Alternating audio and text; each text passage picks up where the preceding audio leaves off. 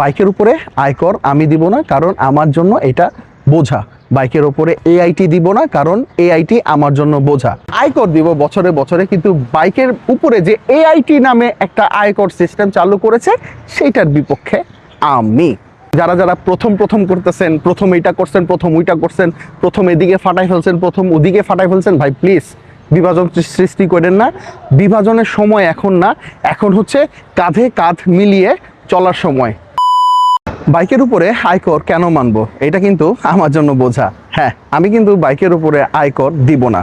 এটার কিছু কারণ আছে, সেই কারণগুলোর মধ্যে একটা কারণ হচ্ছে আমি ভাই গরিব, আমি দিন আনি দিন খাই, এবং আমি লক্ষ লক্ষ বাইকারদের মতো আয়করকে এটা বুঝি না, বুঝলেও বুঝি না। এবং এনবিআর এর এই ধরনের উৎকার সিদ্ধান্তের বিপরীতে আমি হ্যাঁ বাইকের উপরে আয়কর দিব না। এই ভিডিওগুলো আমি বারবার করতেছি এবং কি কি কারণে আয়কর দিব না আপনাদেরকে অনেকভাবে বোঝানোর চেষ্টা করছি।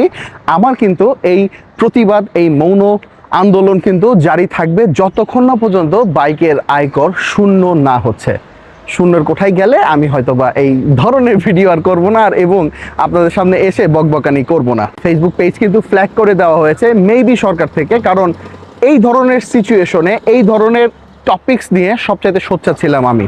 আচ্ছা, একদল বাইকার আছে যারা মনে করতেছে যে তারা প্রথম আসছে, তারা প্রথম সব কিছু করছে, তারা প্রথম এদিকে গেছে, তারা প্রথম ওদিকে গেছে, তাদের জন্য অর্ধেক করে দিছে। ভাই, এই ধরনের তর্কে যুক্তিতে যাবই না, কারণ বাইকের এই সমস্যাটা বা বাইকিং জগতের এই সমস্যাটা পুরা সার্বজনীন সমস্যাটা যখন পড়েই গেছি আমরা, তখন কিন্তু এই ধরনের যুক্তিতর্ক আমার কাছে মনে হচ্ছে গৌণ।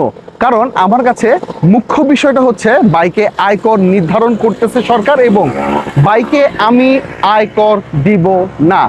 আমি যদি আয়করের আন্ডারে পড়ে থাকি তাহলে অবশ্যই আয়কর দিব বছরে বছরে, কিন্তু বাইকের উপরে যে এআইটি নামে একটা আয়কর সিস্টেম চালু করেছে সেইটার বিপক্ষে আমি।